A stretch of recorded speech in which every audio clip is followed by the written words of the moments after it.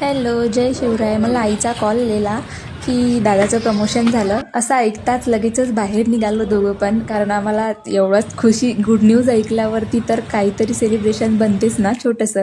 तर बाहेर गेलो, केक शॉपमध्ये गेलो. केक शॉपमध्ये केक वगैरे बघितले. केक वगैरे तर नाही घ्यायचा म्हटलं, कारण केक भरपूर मोठे मोठे होते आणि आम्ही तिघंच असल्यामुळे एवढं सगळं केक कोणी खाणार नव्हतं.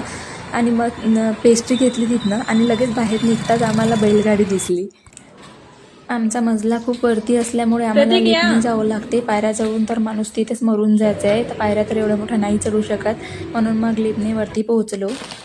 आणि मला गोडी घ्यायची होती, तर एक बहाणा तर झालाच होता मला वेपर्स वगैरे घेऊन मागायचा प्रतीकला. आणि मला वेपर्स खूप जास्त आवडते आणि गोडी घ्यायची असली तर मला वेपर्स किंवा चॉकलेट सोबत लागते. सगळं आटपल्यानंतर दादाला कॉल केला, दादा कुठे आहात तुम्ही? तर दादा बोलले की हा वहिनी मी आलेलंच आहे, बस खाली पार्किंगमध्ये गाडीच पार्क करत आहे. तर म्हटलं की आता असं सेलिब्रेशन केल्यापेक्षा काहीतरी वेगळं करायचं. तर दारात उभी राहिली दादाचा वेट करत आणि इकडे मस्ती पण करत होती. सोबतच प्रतीक इकडे व्हिडिओ काढत होते. जसे दादा दिसले तशी जोरात आवाज केला आणि दादाला पेस्ट्री चारली. Congratulation and celebration.